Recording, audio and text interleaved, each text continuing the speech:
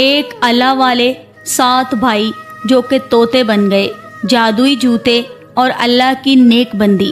چلیے آپ کو سناتے ہیں پھر سے ایک بہت ہی پر رونق اور دل کو روشن کر دینے والا سبق آموز واقعہ۔ ایک بار کی بات ہے، ایک لڑکی اپنے 7 بھائیوں کے ساتھ رہا کرتی تھی۔ وہ ان کی بہت خدمت کرتی، لیکن وہ بھائی اس کے کبھی خوش نہیں ہوتے تھے کیونکہ وہ اس سے جلتے تھے۔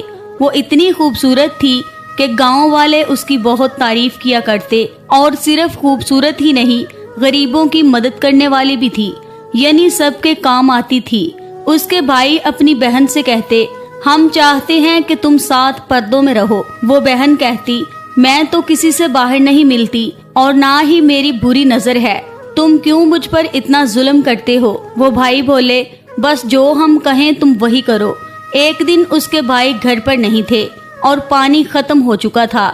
اس نے سوچا بھائی گھر آئیں گے اور پانی نہ ہوا تو وہ بہت ماریں گے، جب تک وہ گھر نہیں آتے میں ان کے لیے پانی بھر کر لے آتی ہوں۔ وہ جلدی سے گھر سے نکلی اور پانی بھرنے کے لیے بہت دور پیدل چلتی ہوئی جھرنے کے پاس گئی۔ جھرنے سے پانی بھرنے کے بعد وہ گھر واپس کی طرف آ رہی تھی۔ اسے راستے میں ایک اللہ والے ملے جن کو بہت پیاس لگ رہی تھی۔ انہوں نے لڑکی سے کہا، بیٹی تھوڑا پانی مل سکتا ہے؟ لڑکی نے اللہ والے کو پیٹ بھر کر پانی پلایا۔ اللہ والے نے اسے دعائیں دی اور کہا، بیٹی تم خوش رہو اور جو تمہاری خواہش ہے وہ پوری ہو جائے۔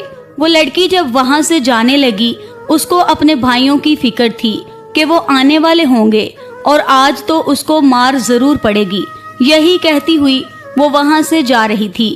اللہ والے نے کہا، بیٹی گھبراؤ نہیں، تمہیں پریشان ہونے کی ضرورت نہیں، تم یہ جوتے پہن لو جو تمہیں آرام سے اپنے گھر پہنچا دیں گے۔ اس کو یقین تو نہیں آیا، لیکن اللہ والے کی بات کو اس نے سن لیا۔ کہا، ٹھیک ہے بابا۔ اسے ایسا لگا کہ ان جوتوں میں کچھ ایسی جان ہے کہ وہ بہت ہی کم وقت میں اللہ والے کے کہنے پر اپنے گھر پہنچ گئی تھی، جیسے ہواؤں میں وہ اڑ رہی ہو۔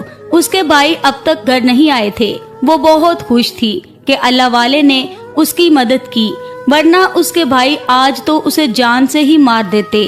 پانی اس نے مٹکے میں ڈالا اور کھانا بنانے لگی۔ اس کے بعد اس کے بھائی بھی گھر آ چکے تھے۔ انہوں نے کہا، لگتا ہے آج تو گھر میں اچھا کھانا بنا ہے۔ وہ خوشی خوشی کھانا کھا ہی رہے تھے، لیکن ان لوگوں کو ویسے ہی بہن پر غصہ نکالنا تھا۔ ایک بھائی کہنے لگا، تم نے تو کھانے میں اتنا زیادہ نمک کر دیا، تمہیں کھانا بنانا ہی نہیں آتا۔ اس نے کھانا اٹھا کر پھینک دیا